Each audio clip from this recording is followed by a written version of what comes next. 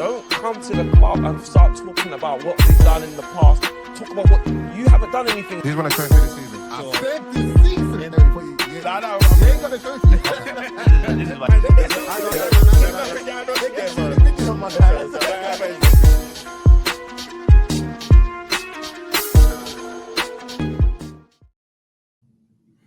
Hello, good morning, good afternoon, good evening, whatever time you're listening, whatever time you're watching.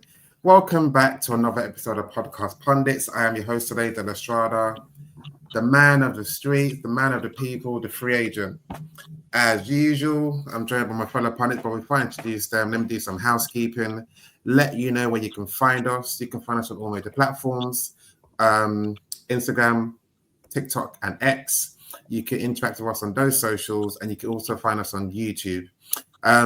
Apologies, guys, we've been away for a while because we've been celebrating people committing their life and coming out the game. So yeah, let me go around and introduce the panel, starting from the man himself, who got married last week, Joey Nomadic. Yo, it's your boy Joey Nomadic, aka Liverpool's #1 supporter.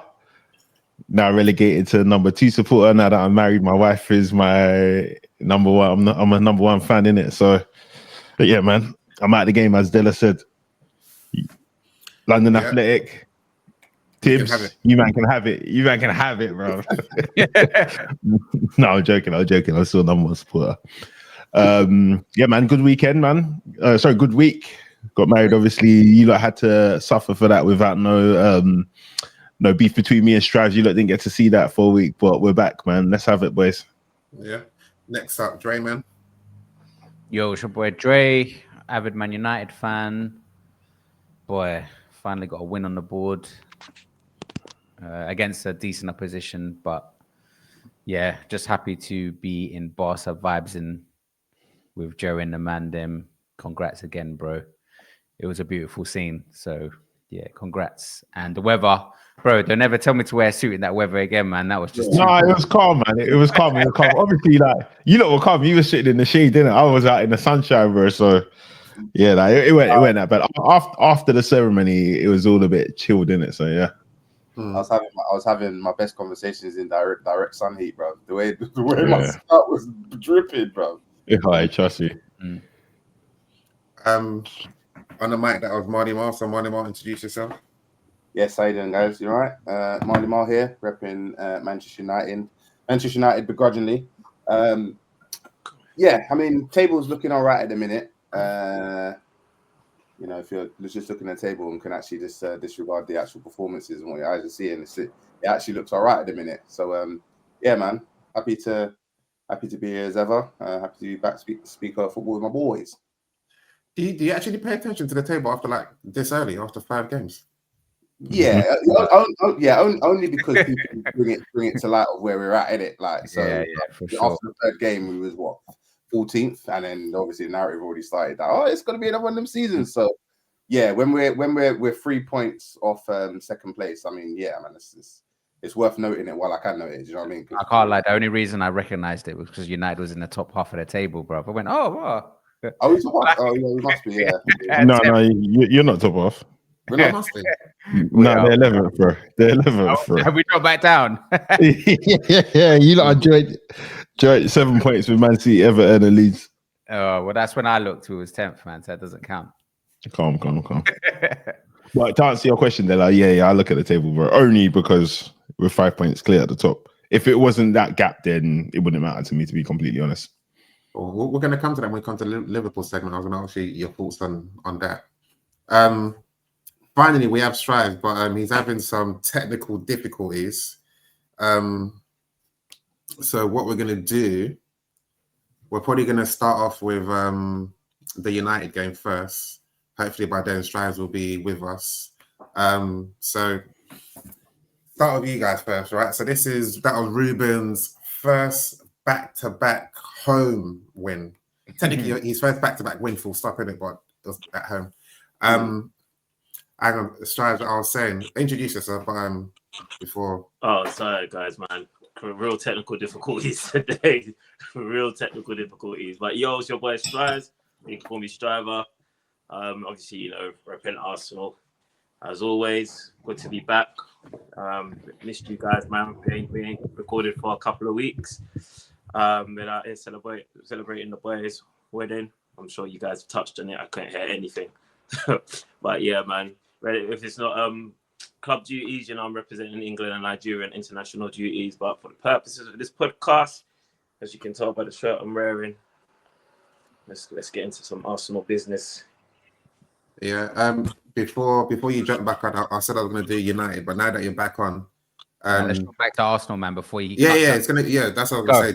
Do you think you're thinking hold out for another like 10 minutes or something before it cuts out? Or I hope so, man. But I think I've worked out how to get straight back in without disrupting the recording. So listen, if it goes silent for a bit, we'll just wait for Strives to just log back in. So all good. Cool. Arsenal 1, Man City 1. Where do we start, Joe? Let's start with the lineup. So without even asking the question, I know what you're going to say. But when you saw the starting lineup, let's start with the midfield first. The midfield 3. Actually, let me ask the question full stop. When you saw the starting lineup, how did you feel, especially with no Eze in any capacity? Yeah, I was fuming. Dang.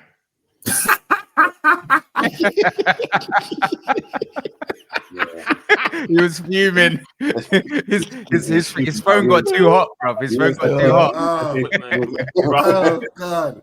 Hey, we've been away for a while. We can't be giving these listeners this What happened? What? Did it cut out?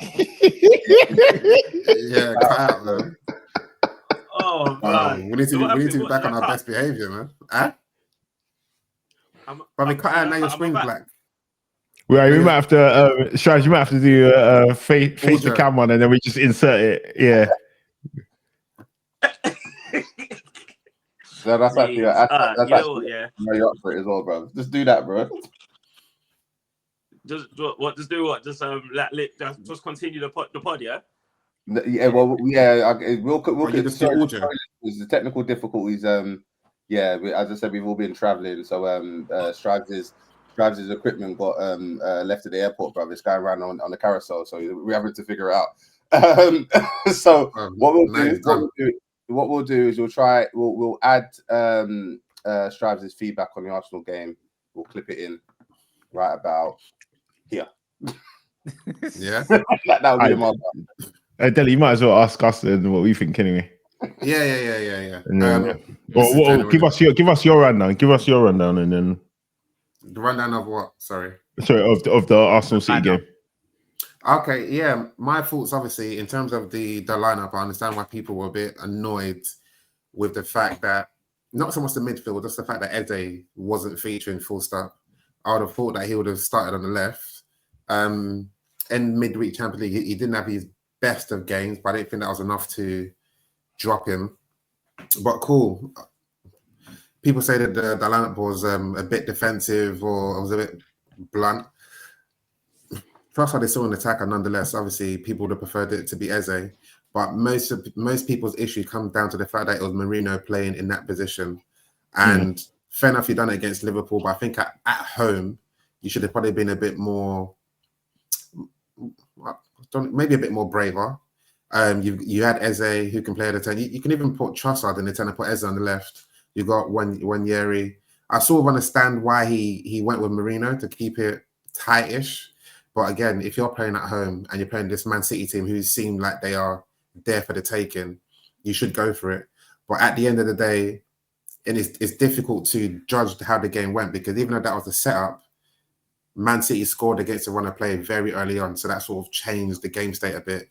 But all in all, credit to, I think if we're going to criticize the manager for how he set up a team, we can also give him his flowers or his credit for how he adapted afterwards. So the mere fact that he brought on the changes at halftime, him thinking, okay, cool, as they come on, Madueke came off because of his injury, so Saka had to come on relatively earlier than he probably planned.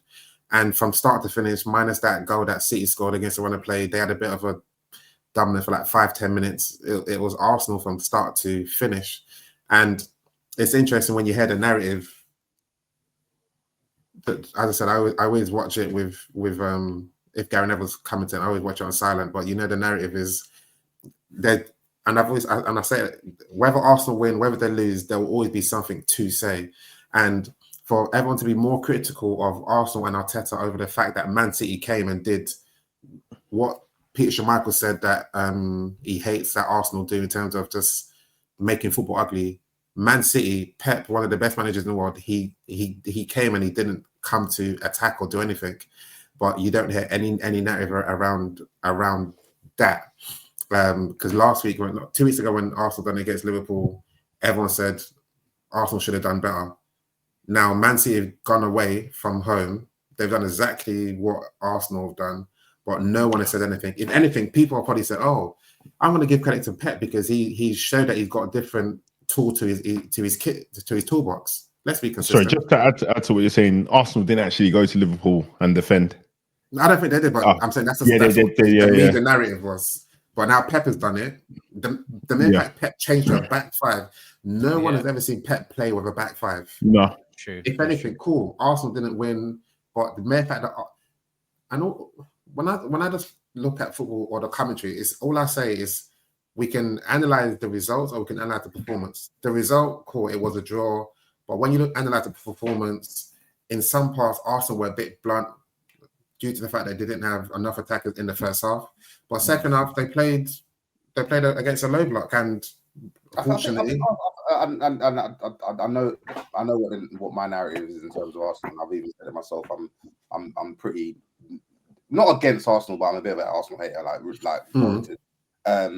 but Arsenal had a lot of possession in the game, but there wasn't like long spells in the game where I thought, "Oh, raw, like Arsenal gonna get a goal now." Like Man City are really under the cosh. And I saw the possession stats. I think the possession stats in favor of Arsenal, I think was it like 65% against? I think Man City had 36. I think. Yeah, it was Pep's lowest possession ever, or something like that. Yeah, so I hear you. I also think like when you're playing away from home, you obviously like the team is actually in bad form. Not bad form because they just beat us. No, not bad form, bro, man. Not in terms of results, but in terms of performances. Yeah, exactly. Yeah, Not a Pep team as we know it. Like going away to a team like Arsenal, who are over the past few years the second best team in the league. Like going there and going a bit cautious when you're not in form. I kind of got that though. It's just because it's with Pep. We never really see it with Pep because these teams are usually so dominant against, regardless of who they're playing. But I think at the minute they're in a phase where they've got Donnarumma in goal. Their strategy is a little bit different how they're approaching games. Definitely, and with Arteta as well, I don't even think what Arteta done in the beginning of the game is particularly wrong. What I've clocked with Arteta, I think he's more like Jose Mourinho than he is actually like Pep Guardiola, like because the way he set up his team now. What do you say, like Tony Pulis? No, not Jose Mourinho. Jose Mourinho when he was winning with Chelsea in terms of wait, that wouldn't have even been wrong though. That wouldn't have been wrong if you said that, bro. Hey, this guy's got PTSD, bro. I always even saying shots, bro. No. That definitely would have been wrong. Like he's a bit more of a Sorry, I interrupted, but yeah, I agree. He's probably a bit more leaning towards the Antonio Conte, Jose Mourinho vibe, rather. But you can tell he's got David Moyes' influence in the way that he sets up, because that's where he got most of his learning from, his tutelage from him, in my opinion. Personally, I wouldn't even say that. I think what people need to give Arteta grace for is that this is his first managerial job. So he's still finding his own style. When he first came over, said he's going to be like Pep. How long are we going to be that drum though? No. Listen. Whose expense? I'm not saying whose expense is the question. No, listen to what I'm saying. I'm not saying about anyone. I'm talking about his managerial style. So no one really knows him as a manager. Everyone has made a perception because he came from Man City under Pep. He thought he's going to be like Pep. But now he's finding his own style. Saying this is my style. People can say he's leaning more to Jose, he's leaning more to Moyes or whatever. This is his style. Sometimes he's going to be pragmatic, but he's still open to the fact of I'm going to play football sometimes. So this is just his own, I want to say, it's his own unique style. And people can label him as being this, that, whatnot. But at the end of the day, he gets the job done. Unfortunately, everyone say he hasn't been able to cross the line. And until he does that, no one will give him credit for what he's been able to do, and that's fair. It's not Yeah, whether it's fair or No, not. no, I think people will give him credit for what he's done because he has done a lot. But I think rightfully so as well. Arsenal fans are just saying, yeah, it's just not enough right now because obviously you made a point. You made a point to how he started the game, and obviously not even you. Everybody made a point. It's my issue with him at Liverpool was like Strive said initially when we had that conversation about the game is that I think you said it as well. They dominated the game and they dominated large spells of the Liverpool game. And in this Arsenal game, like Marley said, Man City were there for the taking, bro. People have been referring to the previous games between them. I think the last one was it Trossard got a red card. Was it against Etihad? And Arsenal dominated that game as well until the red card. So it's like, okay, cool. You've now got that knowledge that you can go to Man City, you can go to Etihad, and you can play football. Now they're coming to Emirates, and you beat them 5-1 the last time. Why are we like starting in a pragmatic style? Even because obviously he's assuming that Pep is going to play how he normally plays. So why would you start in a pragmatic style? Now you have Eze. The last time we didn't play Eze against Liverpool because Eze was new. I'm all right with that. You don't want to play Ethan Manueri because he's a bit young. Cool. Now you've got Eze. Play him, which you've already conceded, Della. But my thing is that's not even a mistake that should be happening, or you shouldn't be getting that team selection wrong because you've built a great team with this great squad depth. Let them play, bruv. But let them play. The thing with that, you know, sometimes you may go out to dinner and you get your menu, and it's got so many options. Then you end up choosing one, and you see someone else's menu, you're like, well, I should have got that instead. It's a gift and a curse at the same time. It's like you've got all these options. And he's trying to utilize, but really and truly, like, I don't know. It's most teams that win the league. So most teams that win the league, it's not rotational when they win these leagues. That's true. But this is a brand new team. Exactly. This is like a relatively new attack, and on top of that new attack, you're missing Saka and you're missing Saka and Odegaard, who would have been a key component to those attacks. So now with those two missing, you're like, okay, what ingredients do I cook up? If Odegaard was there, Odegaard was playing. Don't you think like, right, do I now play Eze on the left or whatever, Martinelli or Trossard? But now those components aren't there. Because I've got all these choices, you've now made a wrong decision. Whereas if you didn't have the choice, when you're forced to make a decision, you're gonna say, okay, cool, fuck it. Eze, just go in. But because I've got so many options to try and test out. Isn't Eze the main course, brother? You got Wagyu beef, brother. You're not putting Wagyu beef. But the thing with Eze, it's he's an inverted forward. Everyone's saying he should be playing 10. He hasn't really played in that number 10 role. No. So maybe I can understand why you're hesitant to play him there. Fine, but you can easily play. He could have easily played Trossard there because Trossard. There was a period where Trossard and Havertz played together. Have a lot the season before. Basically, what's the word? Basically, like swapping around. One will go up top, one will come behind, and Trossard can play behind the striker. So you could have played Trossard there and play Eze on the left. But with this Mourinho thing, personally, I don't think that was the biggest issue. I think the biggest issue was not starting Eze, at least on the left, because I'll say the only good thing that Arteta got from it all is that Martinelli's definitely found his role now, which is coming off the bench and carrying Joker's load. But not even that, he's trying to prove something as well, because obviously, you know, when he would start every game, we said he wasn't ever good enough.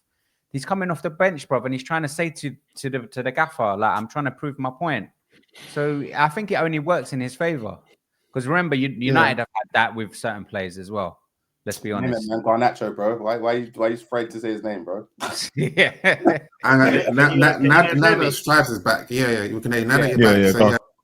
So talk to us about. Does it give us your overall view of the game from the starting lineup to the goal to let's give us your rundown.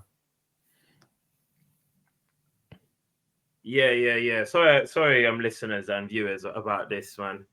Some real technical difficulties, man. That's been going on behind the scenes since I come back from Spain, whatnot. But I'll be back in full effect next week. But anyway, straight to the Arsenal thing. Yeah, man. I had to wait my turn as you guys were talking. I weren't happy with the lineup, man. I weren't happy with the lineup whatsoever.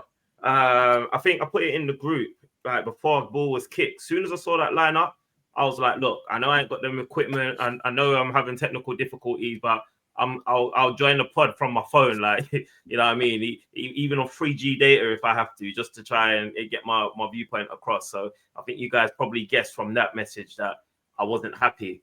What it is I think whenever you play Rice and Marino together in the midfield, I think we lack creativity. I think we become a little bit too rigid, and I think we become a little bit too. It's like we're trying to be too physically dominant.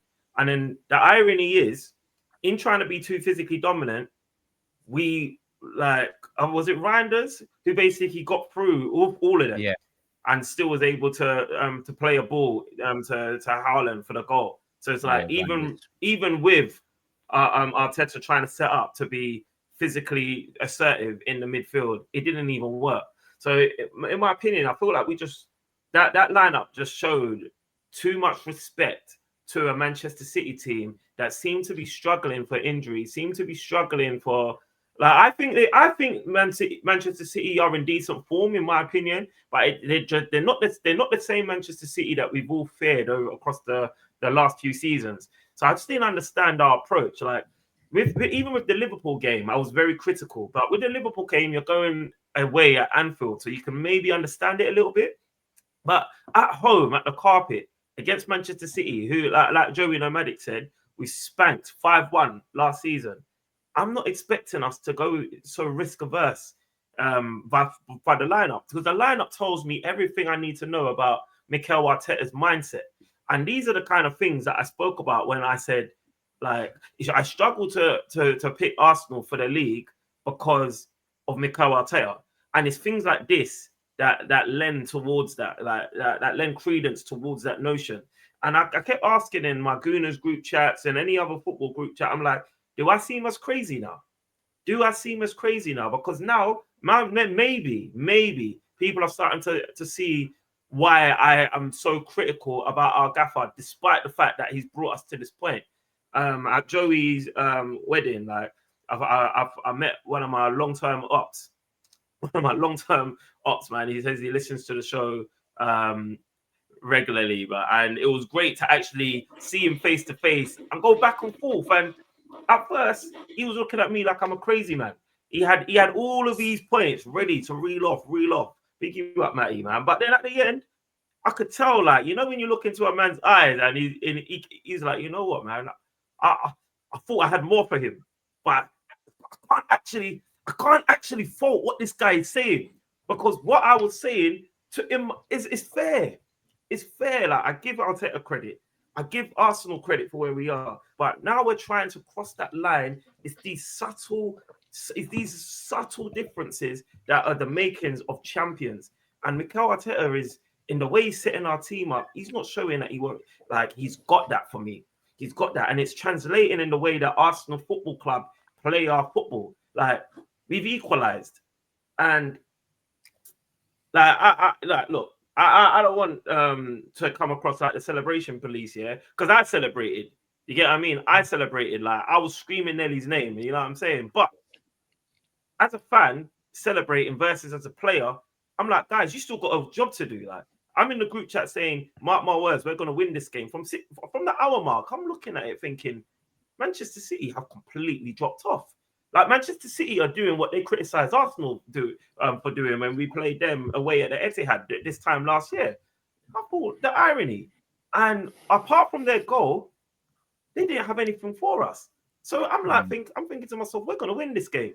But we get the last minute equalizer. Not the last minute, but the injury time equalizer. And we celebrated, forgetting that we still got a fucking game to win. Sorry to swear. We still got a game to win. And I feel like that comes from top down. Like, because Mikel Arteta sets us up to be so risk averse and to not lose the game, we're celebrating not losing the game rather than going to win the game. My opinion. I think that's a bit harsh to put I on don't the know if manager. you heard all of that, because No, I heard. But Yeah, I think it's a bit hard to say it's. But do you not think Mikel? I won't get him, but I think with you sometimes there always has to be something from Mikel. You always have to blame the players. They score equalizer. they got carried away. It's not a thing of the saying it's a top-down thing. It's just literally, I think I could say you just got caught up in the moment. Whether it's a top-down thing, I don't think you can say it's the top-down thing. That's why they celebrate instead of getting the ball, saying let's go again and win the game. From the manager's point of view, he put all the attackers to say let's go and win the game, or let's try and get something from the game.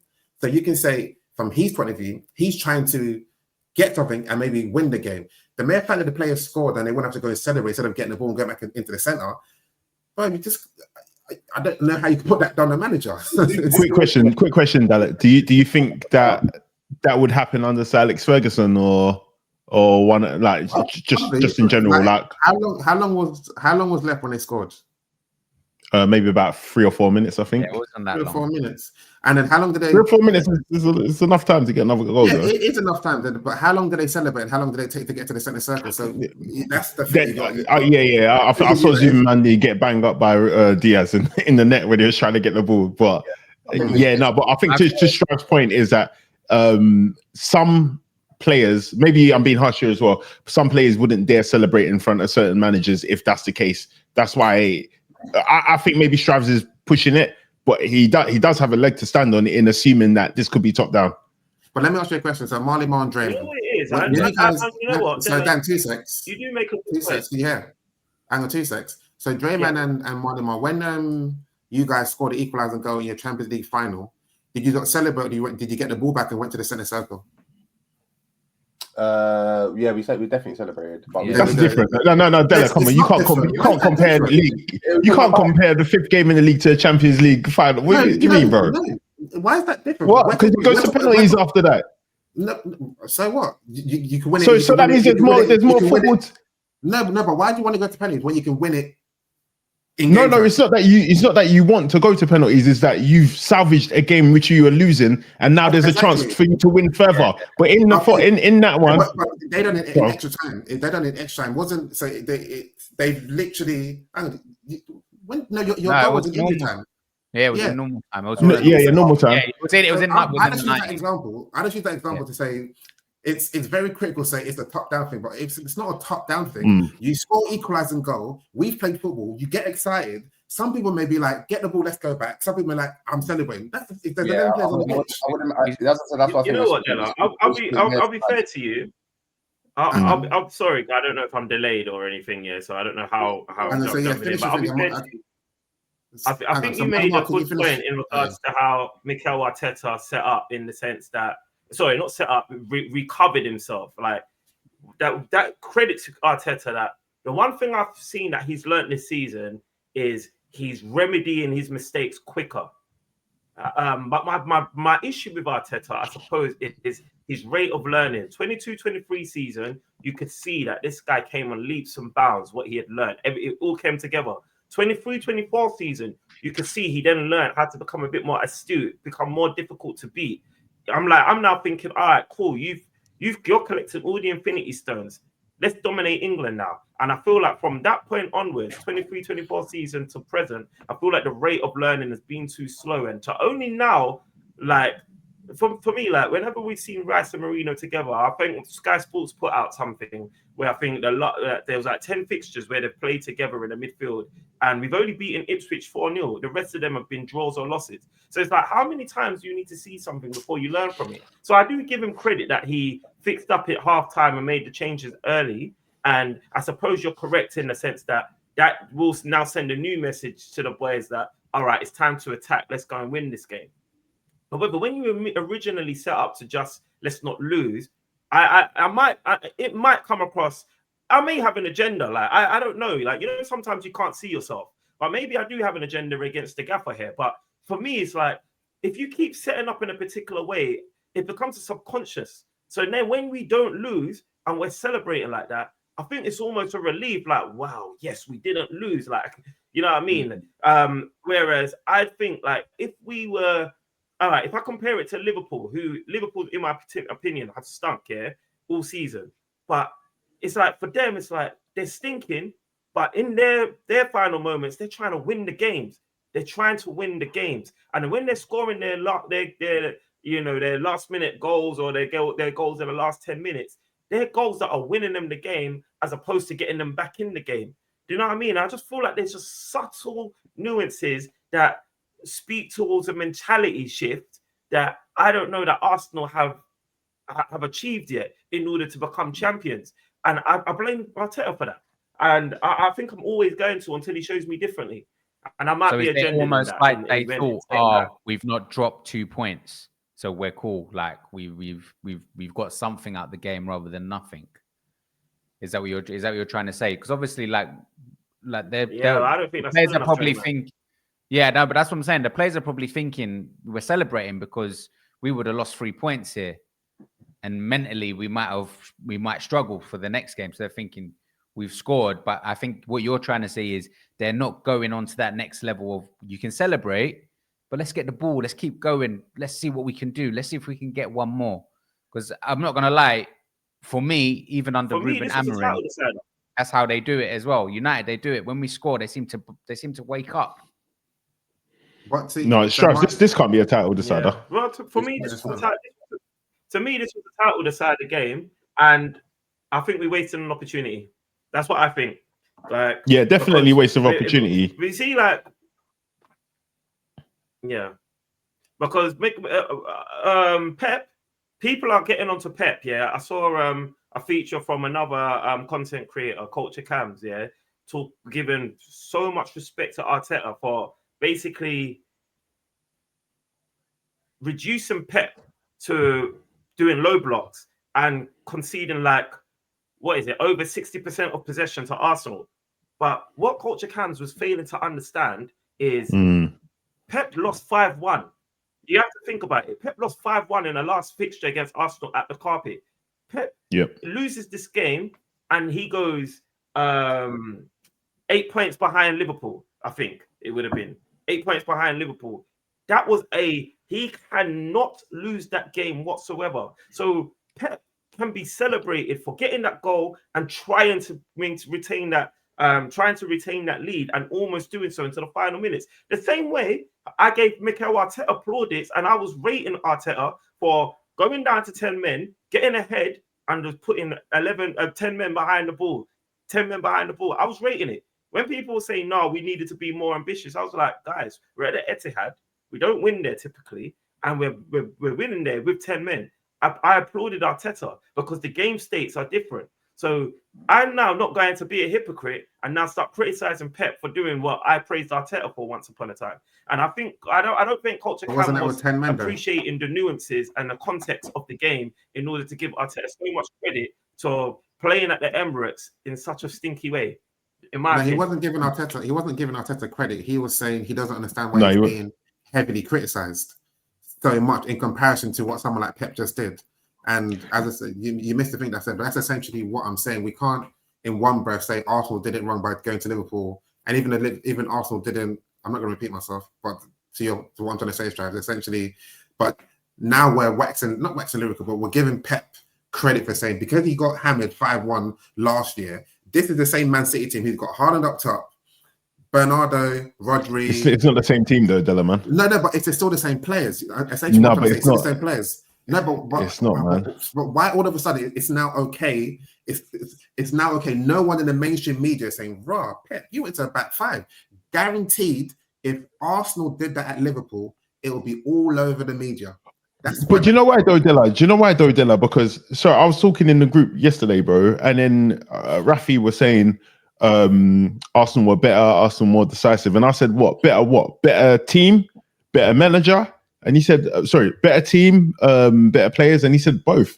And I had to think about it. And he was right, bro. Arsenal have got a better squad than Man City. They've got a better starting team than Man City. The only difference, like when you see the combined 11, I think it's only Haaland and some people argue Donnarumma that gets in. I don't even think so. I think Raya, for me, in Premier League, I'm taking Raya over Donnarumma. So, like, man, Arsenal have a better team than them. If you rewind 2 seasons ago, that wasn't the case. Even if you do a head-to-head between Arsenal and Liverpool, then it's going to be a more of a mix of players. Arsenal hands down win it in terms of who's got a better team. So like that's why I'm saying like it's not the same team, because last season we weren't thinking that Arsenal have a way better team than Man City. So obviously I think giving Pep credit maybe a bit too much, but there's a bit of a difference from me from this season because I don't rate Pep's team. I don't know. I think they're in a huge transition right now. Like last season, at the start of this season, I was saying they're not gonna deliver in my opinion. So and I expect Arsenal to win the league. So that's why I'm saying like there's a huge difference for me. Well, there's a huge difference with Man City doing it at Arsenal and Arsenal supposedly doing it at Liverpool. Both teams away. So you think? Sorry. So what's your question? So Pep did it so Man City did it at Arsenal. Yeah. Everyone seems to be saying, Pep, good on you, mate. You've now shown that you've got something else in your toolbox. Yeah. Arteta does it at Liverpool, not so much as defensive as that, and Arteta gets criticised. But you're saying it's okay for Arteta it's okay for the media to criticise Arteta for doing that at Liverpool, but it's okay. Obviously, everybody should get criticised if you're not going there and winning points. We should be criticising Pep for spending money and his team not being anywhere near as good as Arsenal's, in my opinion. That should be the criticism. But on the match day, for me, I have to criticise Arteta because you've got a great squad, bro. You've got probably the best squad in the league, close to it, before Isak was signed. And bro, like you're it's as a neutral, it's ugly, bro, watching Arsenal play, bruv. The second half was good. The first half was ugly. Watching Arsenal play against Liverpool, I thought it was butters, bro. You've got so much talent in your team, bro.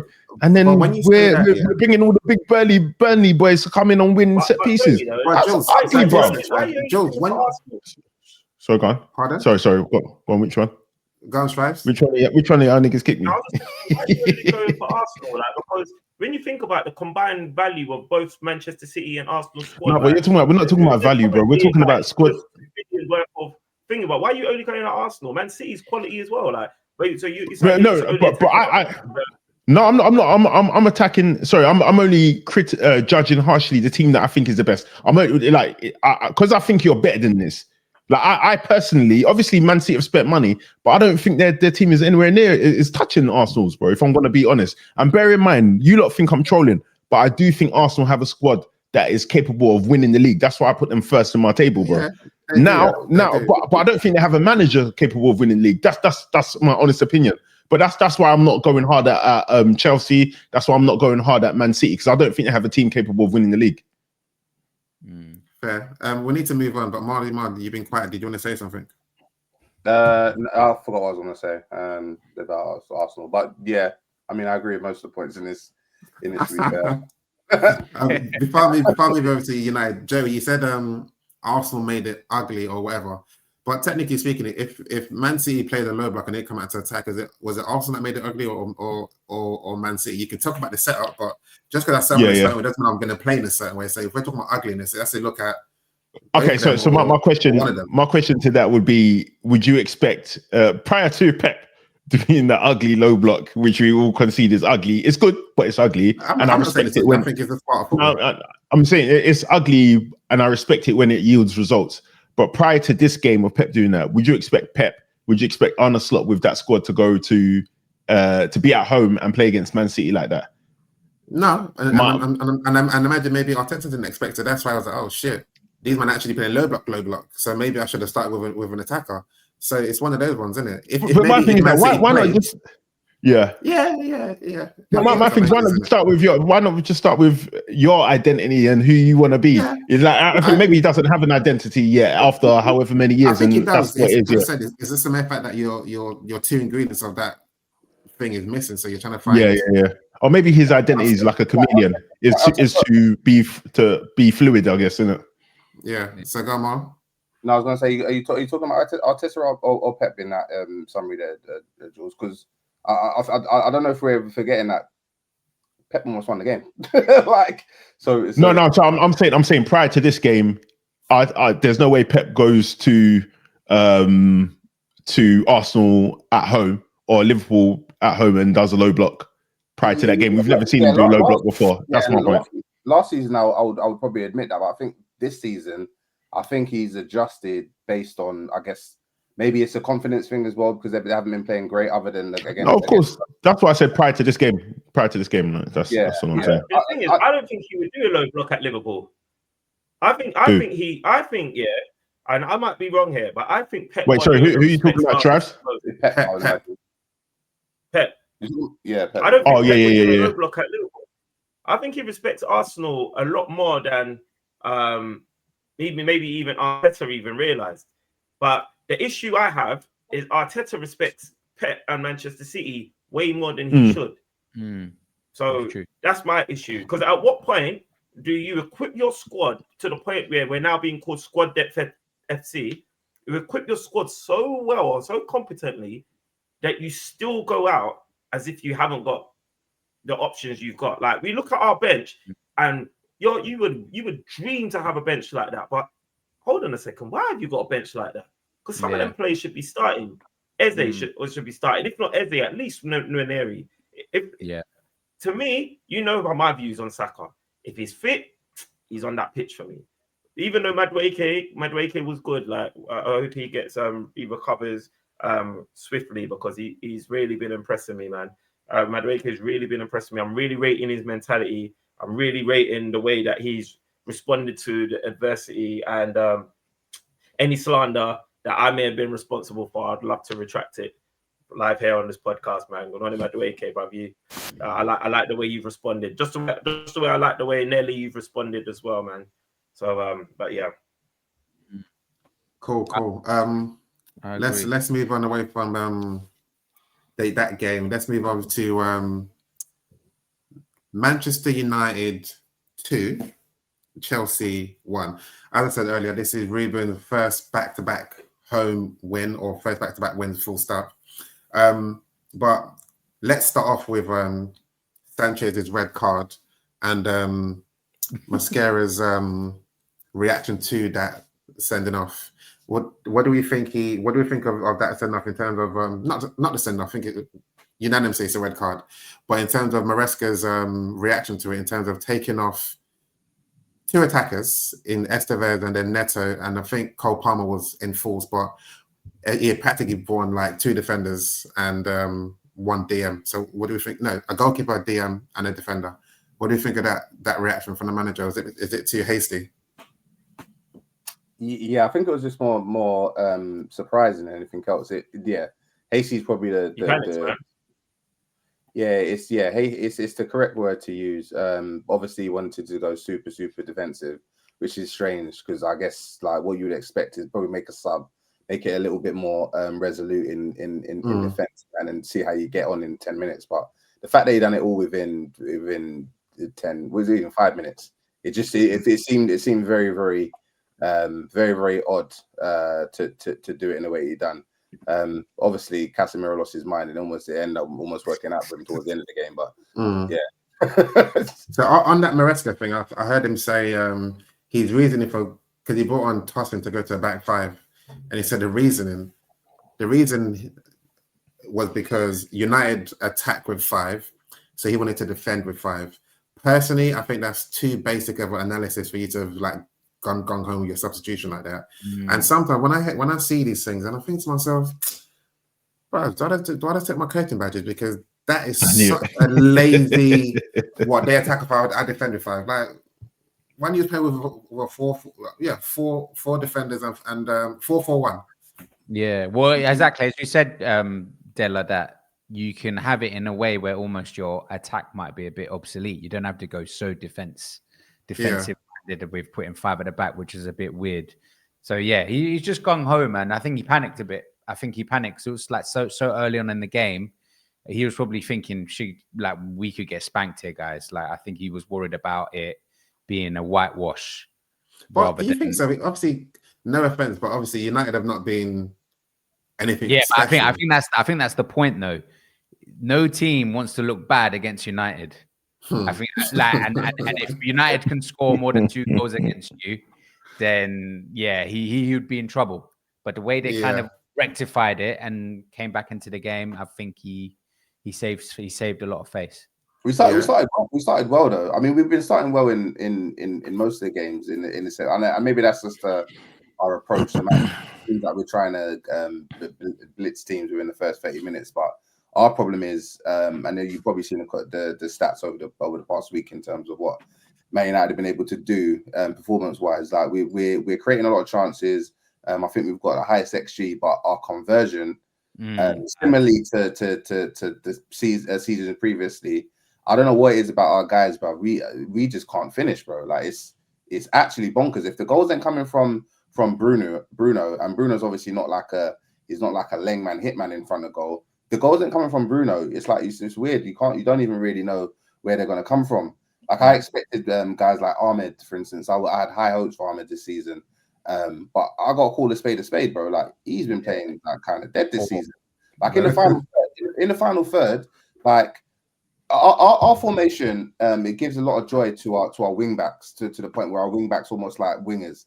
Like them players, so the Dorgus and the Ahmeds, they have the most chances, it would seem, in a game in the final third.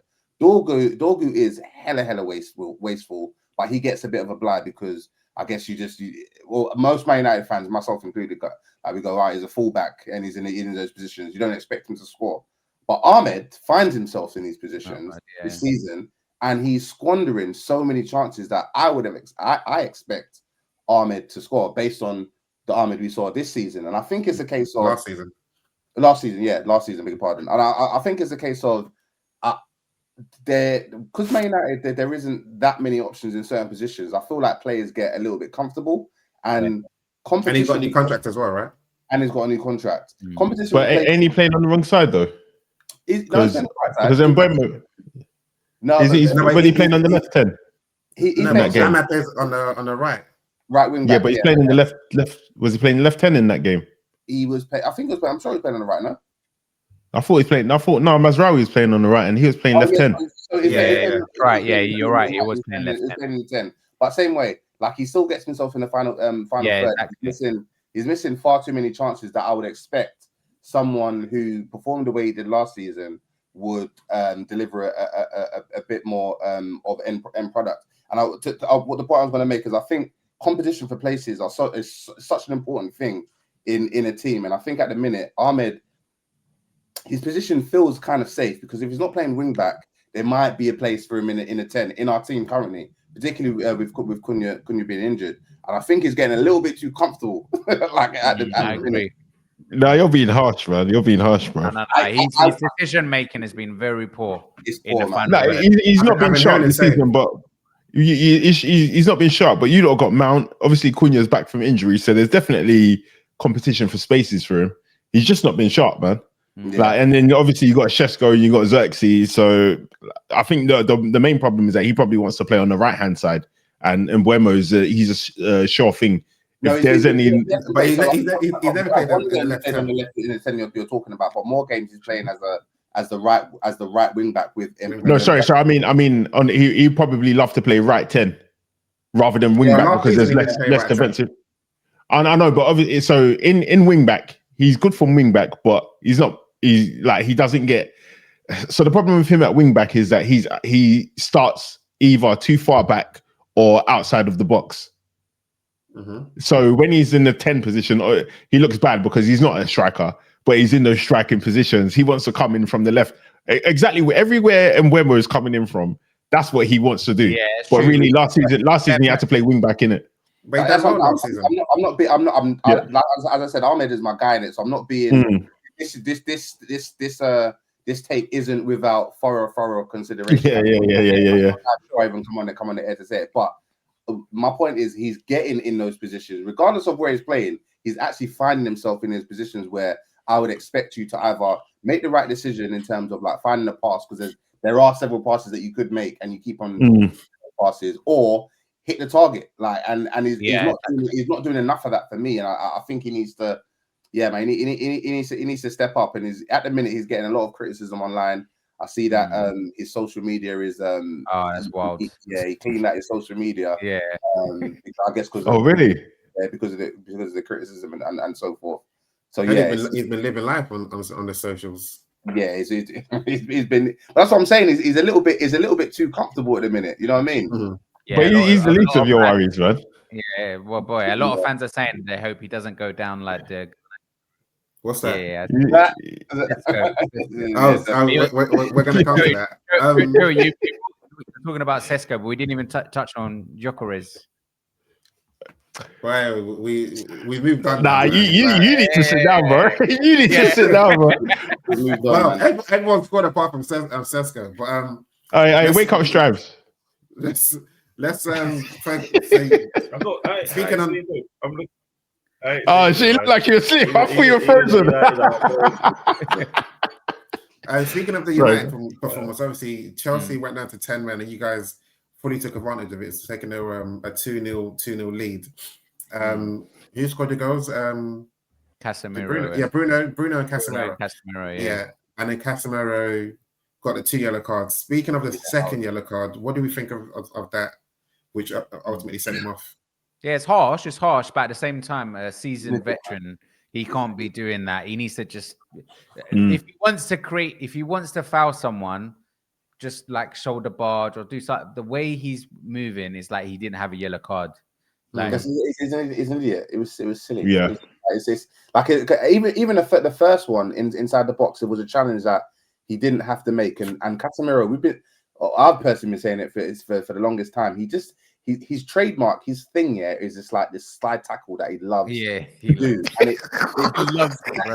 Out of the game all the time. It's like I'm committing everything in this, innit? Like, and if I get it, it might look okay, but if I don't get it, forget about me. I'm extracted. And it's always like it's his last tackle. It's the last tackle I'm ever gonna do. I understand why he always does it. But I say all that to say it was a very, very stupid challenge from him.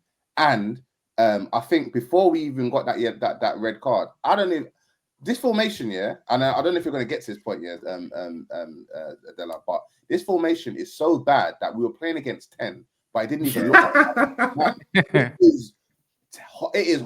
Wow, it's horrible. I'm so over it at this point. Like so over it. And obviously I don't want anyone to get fired, because naturally him getting fired means that we're even worse than what we were, or it's progressively getting worse. But I would love.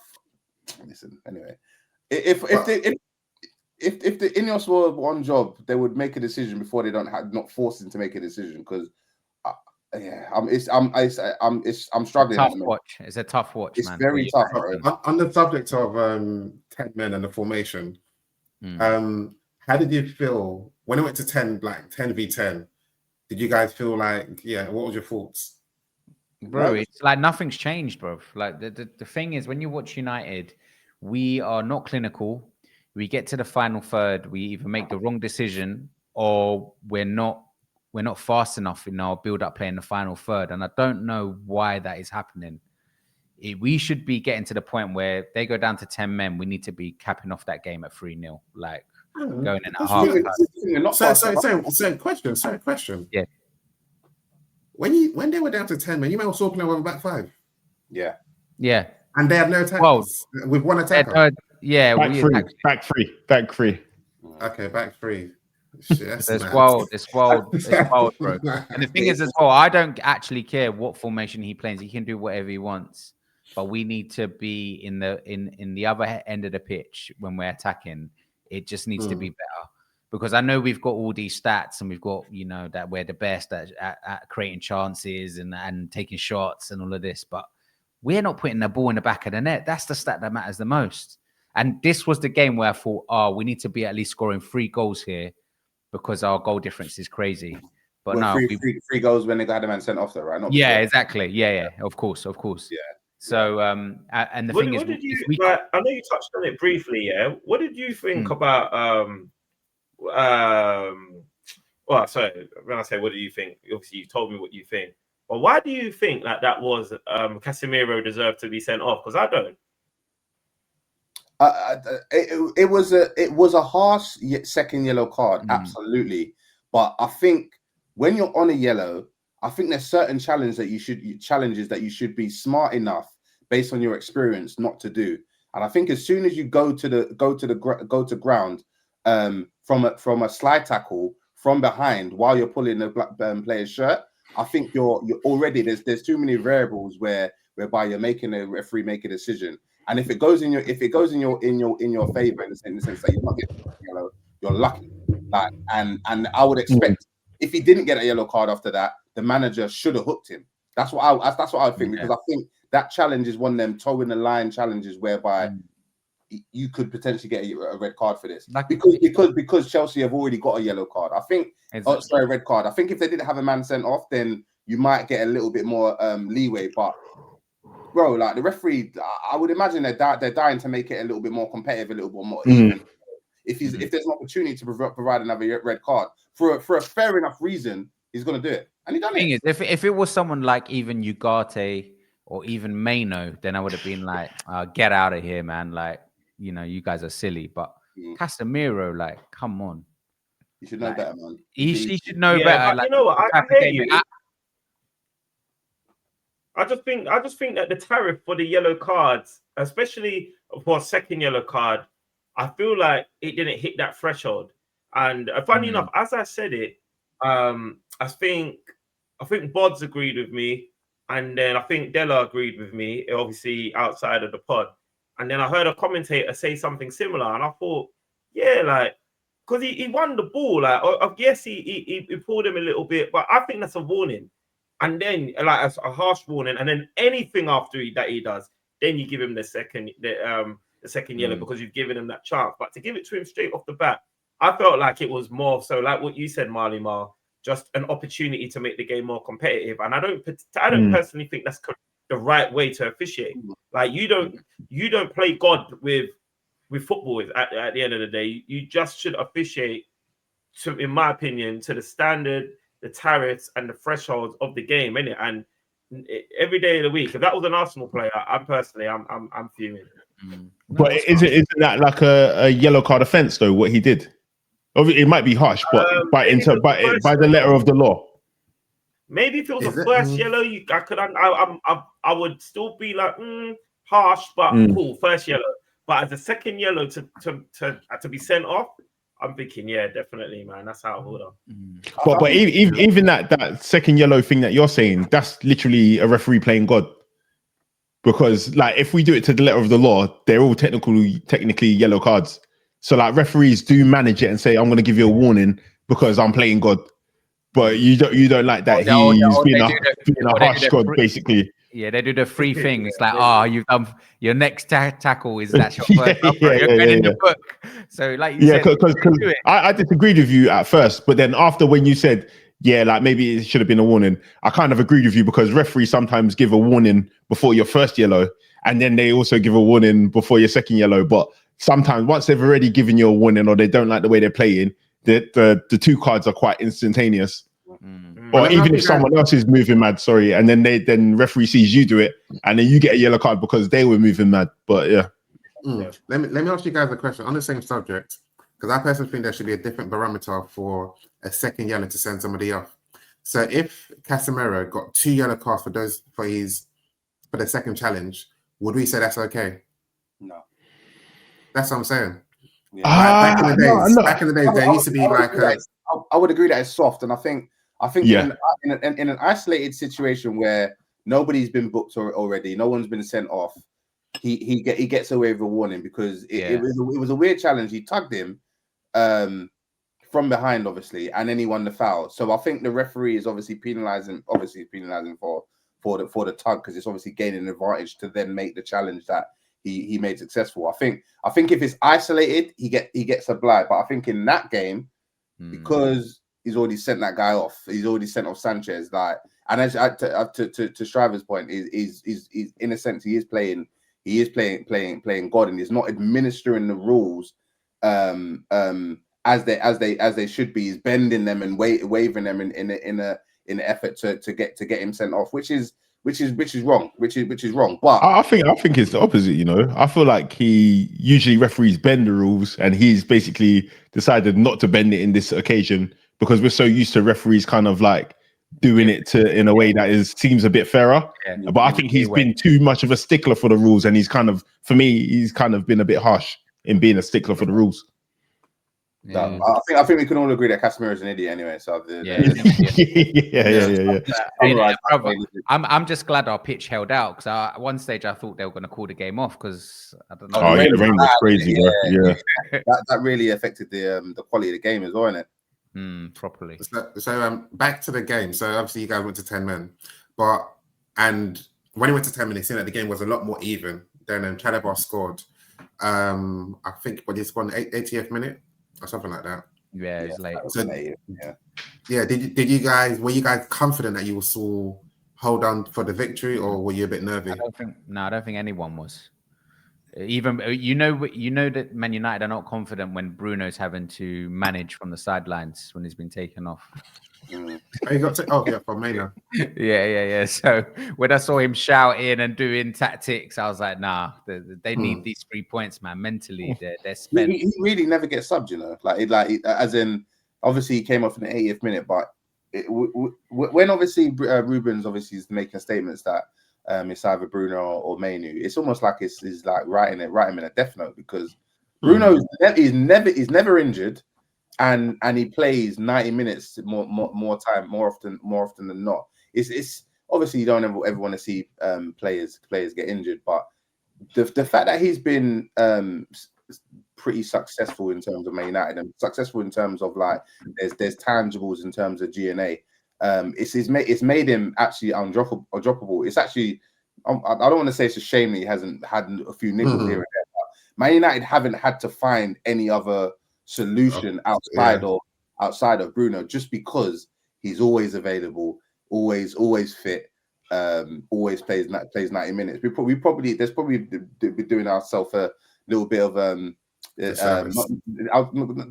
Probably, I was going to say disservice, probably not the right word, but it's probably a shame that we haven't had to find other solutions outside of Bruno, because that lends to Mainu actually having more game time in more important games. And at the minute, I genuinely feel sorry for Mainu, because he's such a talented player, and this manager, for some reason or another, whether it's him trying to put a rocket up his ass, or encourage him, whatever it is, but I just can't make sense of it, because Mainu is too good to be on the bench so consistently. It's weird. I think it was Joey that said it before. Someone that I can't remember who it was, but it was like he can't find a place for him in this team at this moment in time. And in this formation, there's no place for Mainu in your team. That's the truth of it. He's not a specialist in anything, which is it's better than that. It's in the two-man midfield. No midfielder that United have right now is capable of playing it. Probably no one in the world. I actually think Mainu and Ugarte. I was gonna say Ugarte, or maybe Casemiro. Don't get run over. Don't get run over. No way. Bruno, because Bruno's contribution in midfield is obviously he can chip in with a goal and assist here or there, but in terms of the way he plays, like, it leaves whoever that one other midfielder is, it leaves them so isolated, because Bruno is like a Tasmanian devil, like that security that I would say Mainu. Well, I say more security in the sense that he doesn't really move as much as Bruno in terms of going out into other areas. That actually might be a benefit to making this formation look a little bit better than what it does. Because as I said, they went down to 10 men, and I couldn't tell the difference. So to your question earlier, Della, when you said what I think when in the second half, I thought we were going to lose the game, bro. Like, I genuinely thought we were going to lose the game. That's crazy. 10 against 10, like, Chelsea just looked like the tides flipped, bro. Quick, bro. So do you think Ruben can win again without asterisks? Boy, I said it. He can. But he hasn't though. Far. He hasn't. What was the asterisk on the Burnley game? Oh, yeah, that's Burnley. But you can say that asterisk in a relegation team. Okay. The teams last season, they were all relegated. And now this victory is against 10 men. Leon was 10 men. Atletico Bilbao was 10 men. That's true. Oh, no way. But man's got a handicap against his name. Yeah. But obviously, your next run of games is against Brentford, Sunderland, and Liverpool. So 2 questions. As well, just as a footnote as well, beginning of the season, Man United had the hardest 5 games out of everyone in the Premier League, and really, that's what they say. What were your 5 games? Man City, Arsenal, Chelsea, Burnley, Chelsea. So in terms of, I'll put the. Wait, what was the 5th game? What was the other game? Chelsea. Yeah, Chelsea. No. Sorry, Chelsea, Man City, Arsenal, Fulham, Burnley. Fulham, Oh, Fulham, yeah. Fulham, yeah, that's it. That's So how do definitely you not feel the hardest. But you said that. But last time you said that. So what about Arsenal's? Liverpool, Man City. Arsenal was second. Arsenal was second. Second in it. I'll put that. Liverpool, Man City, Leeds, and I'll put the table in. I'll put the table in. But yeah, Man United were first. So I mean, now it's interesting to see what happens in the next 5 games. And Exactly. Yeah. because So let's. But what do you think is going to happen in the next 5 games? That's what I'm saying. So, yeah. So two questions. So let's start with 3 because I don't know your 4th and 5th game after that. But you got Brentford, Sunderland, and Liverpool. So my question is that how do you think you're going to fare in those 3 games? And the second question is when is your new goalkeeper going to be featured? Because well gone. Yeah, he's still a young kid, that guy, man. He's still a young kid. Like, to be honest, was it able to be number 1?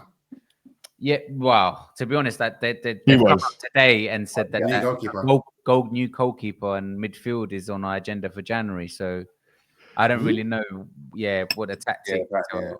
Yeah, I don't know what the tactics are for bringing this kid in. Like I said, I think I said it to you guys in Spain. I was speaking to people in Spain that in a perfect world, United should have got Donnarumma and Lemons. That's what I personally think we should have done. A bit of experience, bring the kid up as well, even if Donnarumma did a couple of seasons with us. But what about for Martinez? I don't know what happened to that. I think it was like we basically had him there as a reserve, and I think over this guy. Yeah, I think Ruben wanted, or the board wanted Lemons, and then basically we had Martinez in the bag, and then it was basically if Lemons wanted to come and they wanted to get that deal wrapped up, they used that as leverage. They must have. He'll get minutes. So I think it's only a matter of time before he gets minutes. Do you think he'll feature in any of those 3 games? Maybe against Sunderland. Maybe against Sunderland because we're not in a Carling Cup anymore either. So we've actually only got 2 FA Cup and Premier League. So he needs to get minutes eventually. Was that bro? Oh, Jules. No, that's Strauss. Strauss got there. So yeah, no, he'll get minutes. But Wendy is not it. He's not it, bro. Like he's not like because I thought the quality of his game. I say quality. I use that term very loosely. I thought what he was good at was he was an okay shot stopper, and I don't think he's particularly good, like a good shot stopper. He's just couldn't stop shots compared to previous goalkeepers that we've seen. Who's been right now balling out in Galatasaray. Listen, don't be. Onana got an assist apparently. Have you seen that? Yeah, I saw it. But you know what happens when guys got to leave Man United, bro? They have like because that game, like his first game where he got a good rating, bro. You know they lost that game. 8.7 or something. Yeah, but where his foot though? Where's his foot? No, but that's the thing. When he was at Man United, a lot of the mistakes that unless you actually have a certain appreciation for goalkeeping and recognize that that position is such a fundamental position on the pitch, you won't know that what he's doing were actually mistakes, bro. Because the goal that Galatasaray won, where they lost, like it wasn't a blatant mistake that he made, but he done what he does. He saved it and parried it into a dangerous area. Yeah. Like so, it's when I say fundamentals of goalkeeping, like, that's what he lacks. And Buendia is not great either. And so I would like to see Lemons because like what we're currently having to see, bro. It has to be like you said, Delay. He will feature. He will feature as to when. I'm not sure. In terms of the fixtures, if I'm Ruben Amorim, you got 1 game a week, mate. There's no excuse. Obviously, when we play Liverpool, that might be a different bag. But then United normally tend to do all right against top teams. So I would say he needs to be going into every game and thinking to himself he needs to win it to save his job on the line. But what do you think is going to happen? What, 2 wins and a draw? 3 wins? Sunderland, or was it Sunderland, Brentford and Liverpool? Oh. That's crazy that you're doing. I think 4 points. I think you get 4 points. 4? Yeah. Well, you draw Brentford. Yeah, I think it's either Brentford or Sunderland that he will get a draw. I don't know. And you guys put them both to get relegated, right? I think we'll get 6 points. But as I said previously, I said his next games against Chelsea and Brentford, he needs a maximum amount of points for me. Otherwise, I want him out. So he's obviously got his first 3. He needs to get his next 3. Otherwise, I'm done with him, bro. I'm already close to being done with him just because I don't like what he's doing to Manu at all. So yeah. Yeah, we've got to remember when we won the FA Cup. Well, what do you think of the reception that you guys gave Garnacho as well? Like, that's standard. Did he deserve that? Yeah. Yeah. See, he's like, Under any other Manchester United manager, he stays. I don't think he does. Alex Ferguson gets rid of it ASAP, bro. Yeah, Alex Ferguson gets rid of it. He's like, and from what I know, obviously this is all hearsay. It's all in the reports and stuff in it. So you know, what I mean, you got to take what you read with a pinch of salt. But there also no smoke without fire.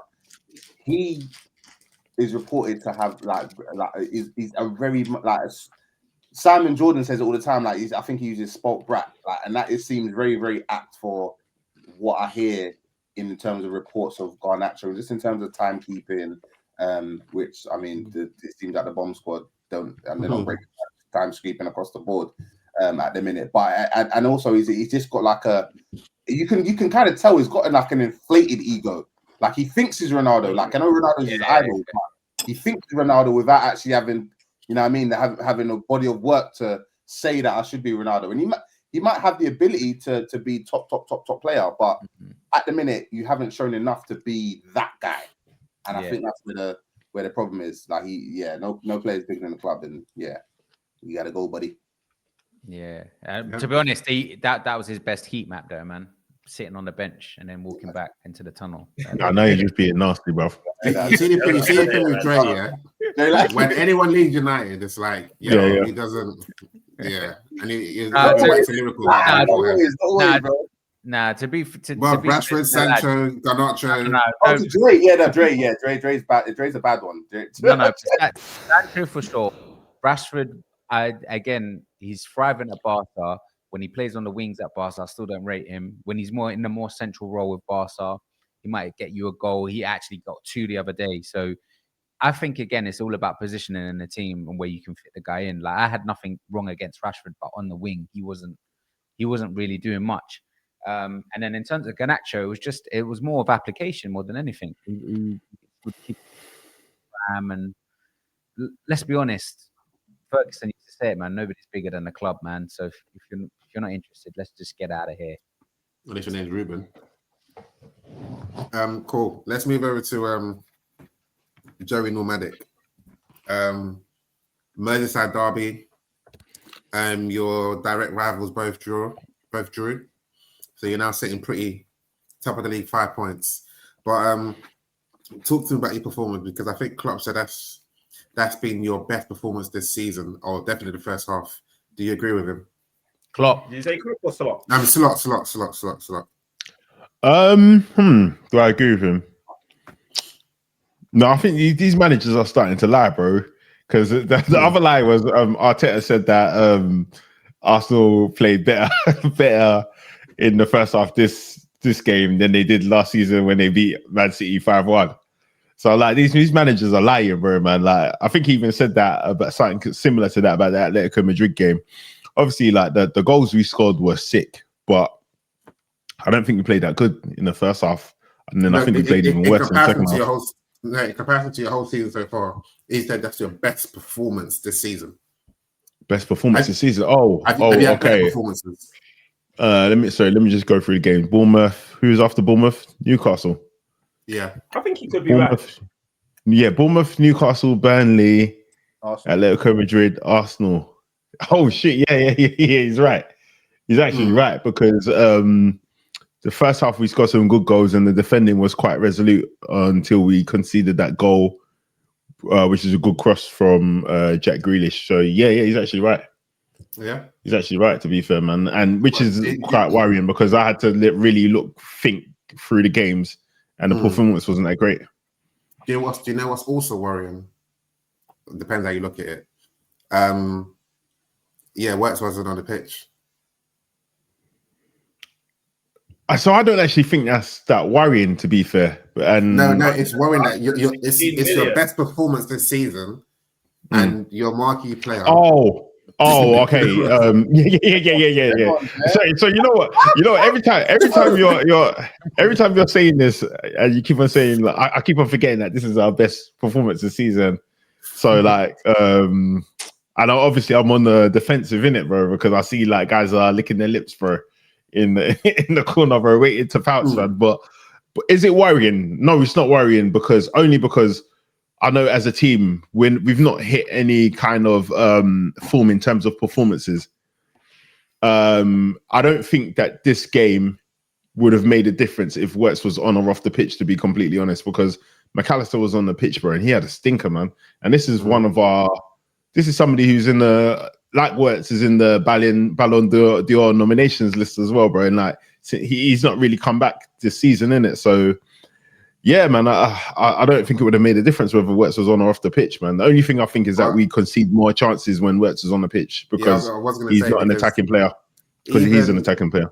I think what is I don't know. I'm not coming for Wirtz, by the way. I'm just giving you. No, go for him, bro. Go for him. You're just giving them I'm facts. just giving you the facts. So, yeah. So obviously, your manager said this is your best performance so far this season, your first half. In the second half, Wirtz comes on, and he didn't come on in the second half, bro. He came on later. He came on at a specific time in the second half. What time, bro? I don't like the facts you're giving. They're too general, bro. Be specific. Basically, Wirtz came on, and that's when Everton had their most chances. So the catalyst is Wirtz. No, not after Wirtz came on. Not after Wirtz came on. That's what the stat said. It said Everton got into the game, or they had more chances. What's my there? So more chances in the second half than they had in the first half. Everton's best spell came on. Everton's best spell in the game was when Wirtz came on. Wow, that's wild. Yeah, no, I don't think that's anything to do with Wirtz, to be completely honest. I think bro, because firstly, who's bringing on the subs, bro? Have you set up your team in a position that is able to handle a cam and not have less people dropping back defensively? Like McAllister does a shift defensively. If you're taking him off and you're bringing on a cam, like what's do you know what I mean? What have you done structurally to the team to now counter the fact that you have less bodies in the middle in the deeper positions? The question I ask you is, that's your best midfield. Where does Wirtz? I don't know. I don't think it's our best midfield. No, okay, that's your title-winning midfield that you played with. Yes, I mean at the weekend. In the first half. Yeah, in the first half. Where does Wirtz fit in this midfield? Because he has to come in for one of those people. Yeah. He came in from McAllister. You still got Sabah, you still got Gabriel. Your sticks. So what do you have to do to accommodate Wirtz? Yeah, no. So you see how, like, obviously, I always cuss Gyökeres, Levi Jeans as soon as I get the opportunity to cuss him, innit? But the real story, if I take off my my hating Arsenal hat, the real story is that Arsenal are not playing to his strengths and they're not creating chances for him. Like in that the way they set up with Marino, who's going to be feeding him in that situation? So now if we take. Let him cook. Go on, Jerry. So now if we take that logic and we place it on top of Liverpool's head, you've got Wirtz in this team and you've not really set up a formation for me or strategically in a way that facilitates somebody who actually wants to play on the left and cut in on his right foot, somewhat in an inverted attacking manner. You've got him playing in cam, and then when he plays now, he's running into other people's positions in a similar way. When Isak comes on the pitch, he's also running into other people's positions. So these guys just haven't, either Slot hasn't fitted these guys in strategically, or he's just shoehorning 16 million worth of talent into the pitch and saying, go out there and win me games.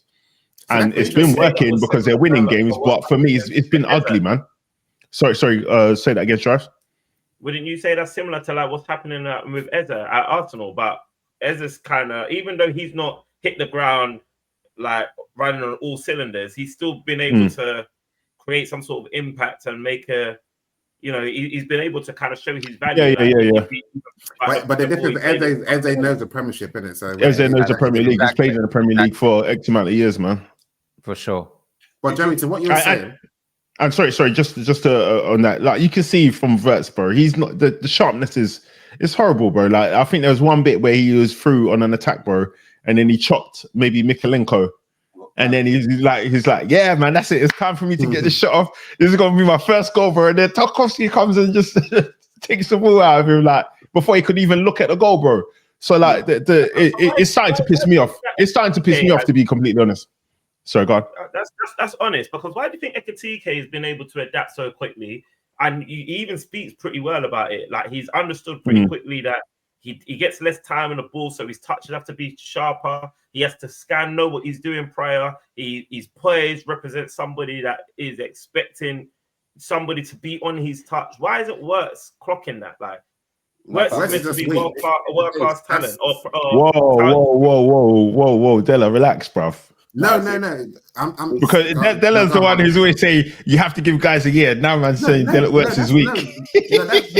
That's what I'm saying. As in I'm joking. Ekitike's got like a frame where he can obviously hold yeah. Wirtz, and he can absorb. Yeah. And also, Ekitike is played in obviously the French league, which is physicality. It's a physicality, and it's a little bit faster than the German league as well. I think Wirtz is clearly struggling with the pace of the game because he's obviously you can see that he's a technically sound footballer, but my struggle is, and I think this is where he's going to get a lot of critique, because obviously we know when you have that price tag, I feel like you need to be better than, like, you need to be an outlier in something. And at the minute, all I'm seeing is that he's just a pretty good footballer that hasn't caught up to the pace of the Premier League. It's like, do you know? It's like I think he'll be as good as Havertz is in the league, and that's not a slight at all. But Havertz isn't you wouldn't say Havertz is a £110 million player, for instance. Does that make sense? It's a slight to Havertz still. No, Havertz is a baller, bro. Like, and I think Wirtz is a baller as well. But I don't think they're not like like a Lamine Yamal. You wouldn't, like, if you sign. Okay, why I say it's a slight. No, but sorry. How much would you pay for Lamine Yamal? Fernandes. Say again. Would you say like Wirtz could be as good as Bruno Fernandes in the league? I think there'll be a different, maybe an Odegaard, because I don't think Wirtz is going to get as many goals and assists as Bruno does. But Wirtz is a better footballer than Bruno. I would say he's a little bit more neater and tidy on the ball than a Bruno, but he doesn't. But similar to Odegaard, who's a technically better footballer than Bruno, but he's not going to get you Bruno numbers. If that makes sense. It's like offset. It's like, what do you want? That's why I asked. Like, I struggle to see what's his thing. Like, what is he good at? I don't know. No, but it's very clear what he's good at, bro. And if you watch him play, bro, he's good at transitional play. He's good at on the turn.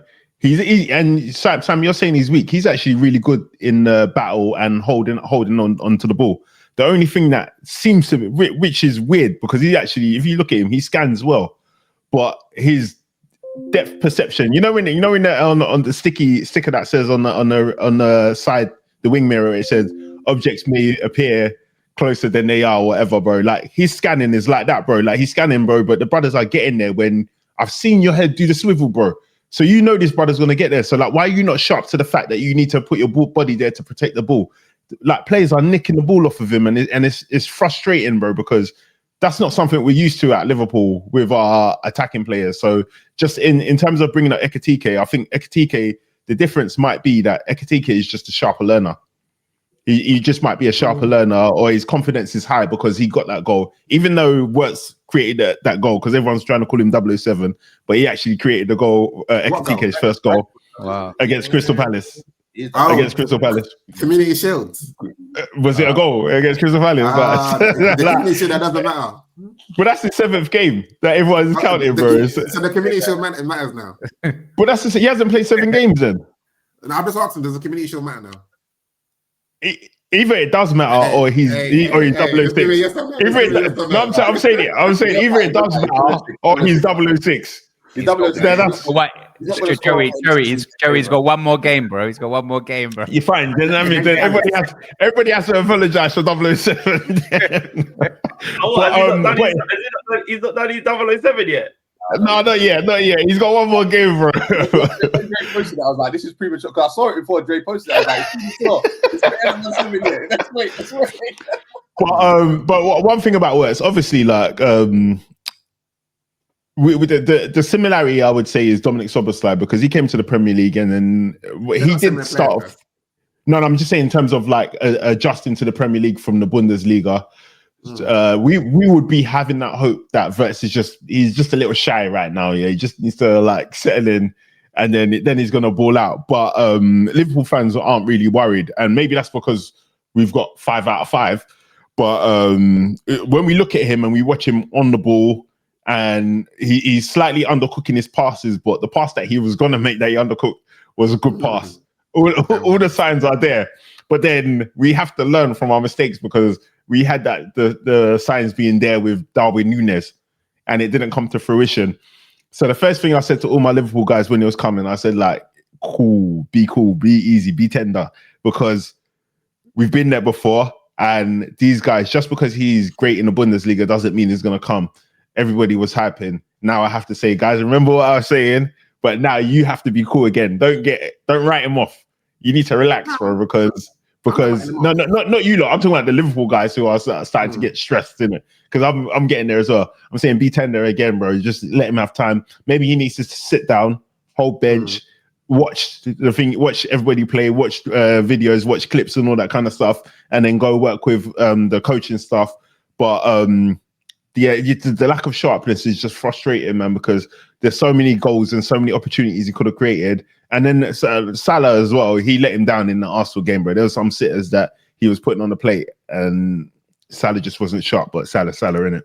Like earlier on, you mentioned about the fact that Wirtz, he goes in people's positions, Isak goes into people's positions. Obviously things are working well right now for Liverpool. 5 wins out of 5. But do you question your approach to some of these signings? As in, like, do you think there's been like logical thought process in some of these signings? Because you've got Wirtz, you've got the two players you brought in transfer record. You're not too sure where they'll play. Like Wirtz, cool, you can probably play across the front line, but he doesn't seem to work in the midfield. He's probably best suited on the left, but you've got Gakpo there. Now you've got Isak, you've got Ekitike, who may now have to play from the left as well. So it's like, where's the thought process in your squad building? Your left back and your right back, cool. The other ones is questionable in terms of your squad composition. So yes, good question, man. I think Richard Hughes, who I believe has done a great job, and Michael Edwards, they're not thinking of this season. Like, and I think that's the honest truth. They're not thinking about this season or winning the league this season. That's Arne Slot's job to do. Their job is to build a team that is going to take the reins from Mo Salah and Virgil van Dijk and all these guys when they leave. They're trying to build a future-proof team. That's all they're concerned with. Arne Slot needs to figure that out. So obviously it's a problem for Arne Slot, but it's a good problem to have. And this is a problem that every manager in the league will be fighting to have. So yeah, it might be a bit of a difficult job and a headache, but yeah, man, I think Richard Hughes and Michael Edwards have done a stellar job. Now it's time for Arne Slot to do his job and say, yeah, this is no longer Jurgen Klopp's team. This is your team. Yeah. So if Florian Wirtz plays better on the left, but you don't have space from the left, how are you going to facilitate him in the middle where you want him to play? Do you need to do something off the pitch to get him? Do you need to do better coaching? Do you need to improve just to get him to the speed that he needs to be at? If Cody Gakpo is your best player on the left, does Isak come straight into the team? Then if Isak has to hold bench, then guess what? Richard Hughes and Michael Edwards have to, they got to take the L on that one, or they got to manage Isak's ego in the fact that you've come to a team, and right now it just so happens that the guy that is in the position you want to play is firing on all cylinders. If I give you game time, are you going to be able to handle 60, 70 minutes and be able to put up better numbers? Forget about G&A. Are you going to be able to put up better numbers in terms of what attackers need to do for Liverpool than the current guy? That's your battle. Or if not, are you okay with playing on the left wing? That's what we want at this team, bro. We don't want people to just nail down their positions on the team. Even Mo Salah, if I'm going to be honest, I don't want people. I've never wanted people to just have a shoe in for positions. I want you to earn your position. I want you to earn your position, man. So yeah, I think it's a great situation in my opinion. Right, but if you're saying long term, obviously VVD is VVD, but it's long term is to phase out Salah, obviously to plan for his exit. Yeah. All the players that you've mentioned, none of them play on the right. None of them. Somebody's gonna have to learn how to play on the right, bro. or yeah, do you know what I mean? Or if you can't play on the right and there's no space on your left and you're not happy at that, then you got to move on, man. You got to move on. And obviously, sometimes transfers work. Sometimes they don't work. But a lot. Again, you've also been co-signing this. Like shout out Don. He always says Liverpool have broken the transfer record twice in one season. That's irrelevant, bro. Like, obviously, it's relevant to you guys because, especially if you want to feel a certain type of way and you feel that we should be doing better with these guys. But for me, it's irrelevant because whether I spend 100 and let's say I spend 200 million on a player and then everyone else is spending 1 billion, but I spend 200 million on a player one season and that guy is good or he's not good. It's irrelevant. All that matters is how much we've all spent together and how much we've delivered based on what we've spent. If I'm spending 200 million on Isak and Isak is rubbish, is everyone else doing their job? Is the rest of the money I've spent doing their job? And if it's doing their job, then it's a success. Marlon, you're doing a face. What do you want to say? Yeah, no, because I obviously have to do HMRC checks. Hold tight. What's his name? Of course. Carol Prince. There you go. Like obviously, Pogba is the first case study that we know of someone costing a lot of money and not showing his true value on the pitch based on what we've spent. So I remember the narrative around him and obviously him not performing and they're spending blah blah blah blah blah. So I think the real measure is like you can spend whatever you want to spend in it on players, but you have to win stuff in it. Like and that seems to be the narrative across the board. No. Again. Remember, we've won 5 out of 5, and then Wirtz and Isak are getting. But that was before the transfer was broken. No, but I'm saying Wirtz and Isak. No, I'm saying since the transfer record's been broken, we've won 5 out of 5, or we've won all our games, whatever. But he said win something, not a game. Yeah. What do you mean? I'm again. Even if we do win something or not, my point is, when you spend money. The point is win something. How can somebody who spent $1 billion that hasn't won anything apart from an FA Cup say to you win something because you spent 125 million on Isak? That doesn't make sense. Win something with the $1 billion you spent, but then you're requesting that me who spent 12.5% of what you spent, you're saying I have to win something. Yeah, I don't understand. It's not computing. Yeah, but regardless, I agree we need to win something. Because obviously you're talking about you mentioned Arsenal in that sense, right? I think it's exactly and Man City as well. They all fall into the same category. You all spent peas, bro. But obviously there can only be one winner. Everyone else is going to be so that's what I'm saying. But you have to win something if you're spending that kind of money. Especially when Man United are winning stuff in that same period where the people are criticizing for being the worst. You do. But back to the Everton and Atletico Madrid game. It's not nice, man. It's not nice, bro, man. Like I obviously I said if Liverpool score that goal that Van Dijk scored in against Atletico Madrid, I'm not watching no more football. I lied. I kept on watching and I enjoyed it. But my point was, this is not what Arne Slot promised us when he came to Liverpool, bro. He said he wants to control games, and we're not seeing that, man. So like, it's difficult to watch, man. It's difficult to watch, man. But it seems like, when you're saying that, even though you're sitting pretty top of the league, who's been good to watch this season so far after 5? Nobody. Bournemouth, but no one's really stood out. I think at this stage, football is getting to say it's just results now. It's what can I do to win a game? The performance, because Man City, the usual Man City, who the Globetrotters are playing sexy football, they're doing low block now. So I think the pressure, everyone's feeling the pressure to tell us like, yo, we just can't lose. So top of the league, 5 points clear. Your next games are against Palace, Chelsea, and United. Are you expecting a full house on that? I'm lying if I said I expected a full house from the last 5 games we played, man. Obviously not Arsenal, Everton. I mean, we should be winning that at home, but just based on the way we're playing, I feel like Chelsea can do to us what they did to PSG. In terms of like, people won't be expecting Chelsea to win that game. I don't even know if we're home and away. People won't be expecting Chelsea to win that game. Away. No? Yeah. There you go. Away at Chelsea last season, we struggled. We lost that game. At home against Chelsea last season, we struggled as well. So that's going to be a difficult game in my eyes as well. Crystal Palace away. That's always a difficult game. Always a bogey game. Actually, I'm going to go to that game still. Grab tickets. But and then what was the other? Man United at home.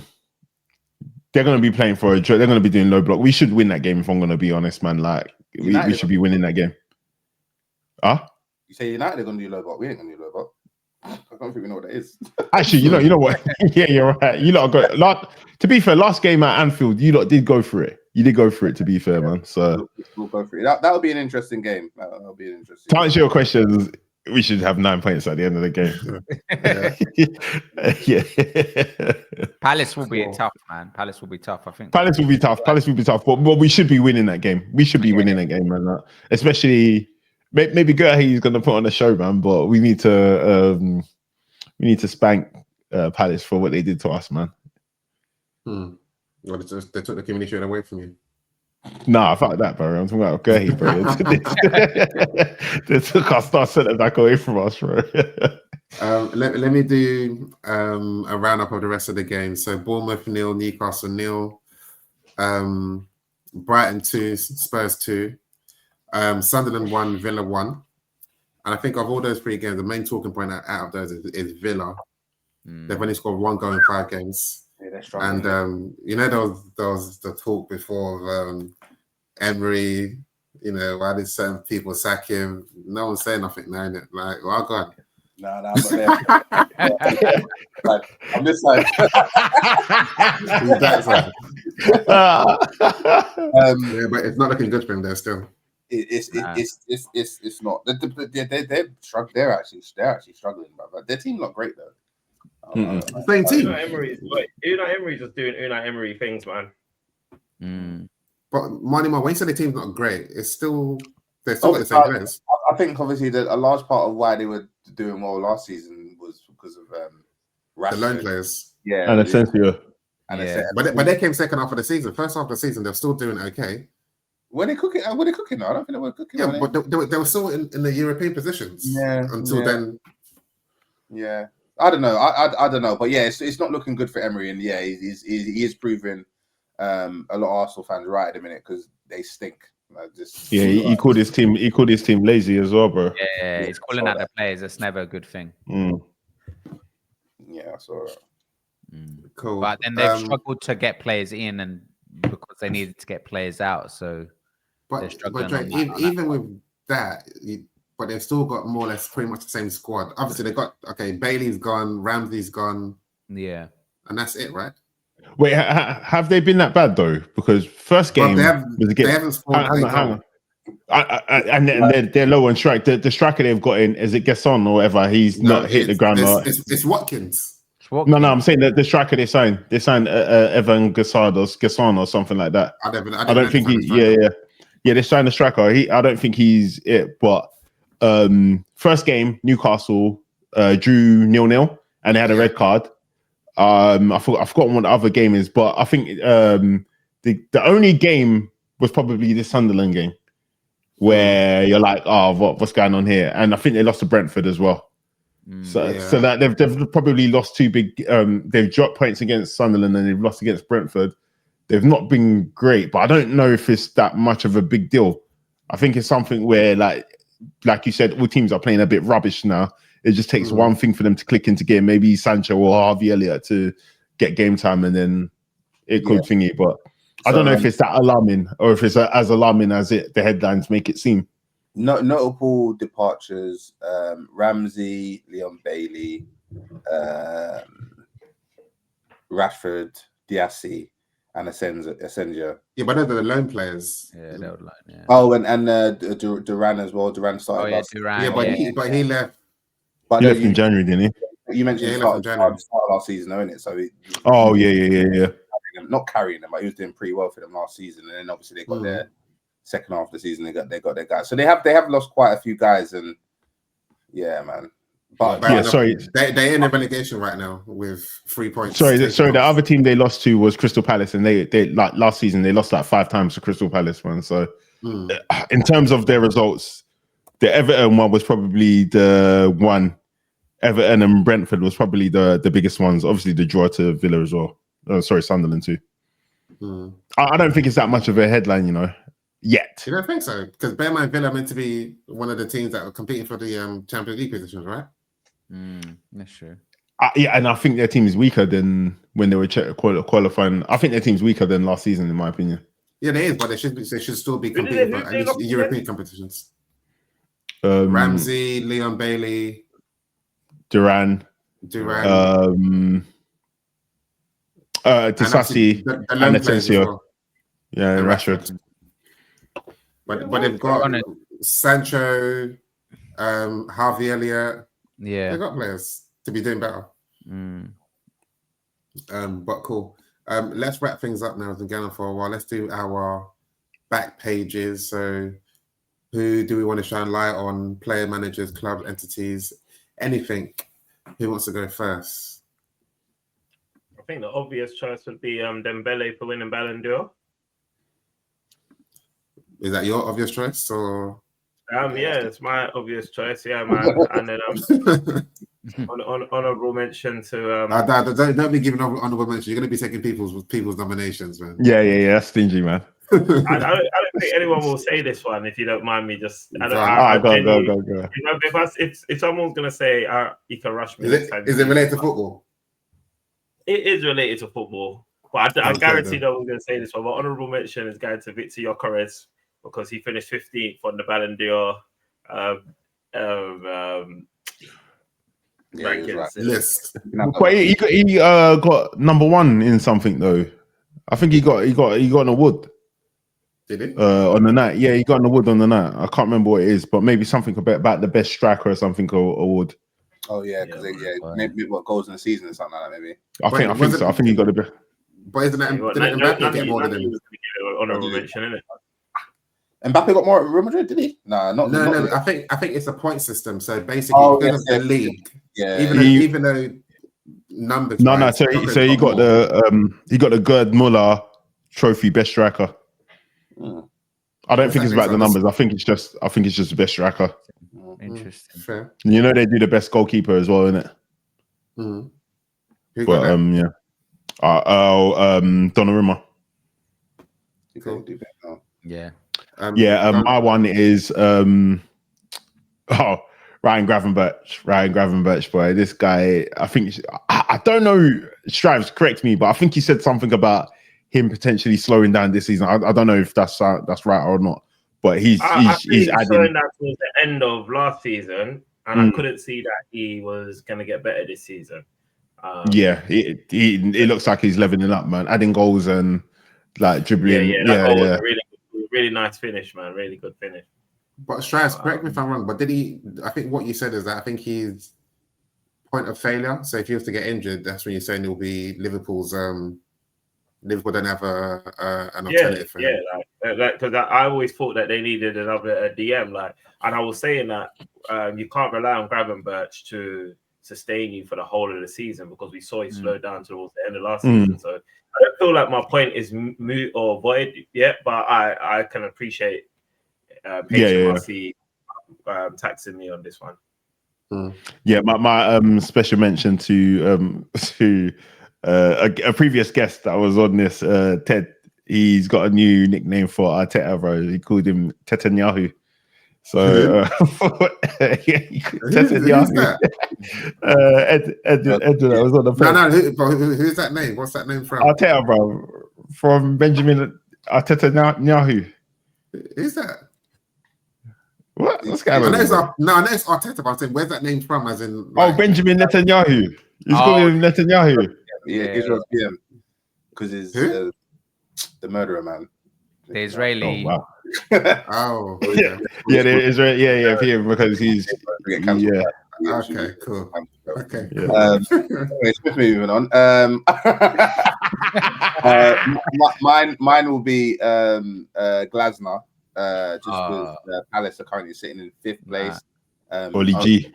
Yeah, Liverpool, the only other unbeaten team in the league, and they have conceded 2 goals in 5 games, and I think Arsenal are the only team that equal that. So yeah, they're doing well at the minute.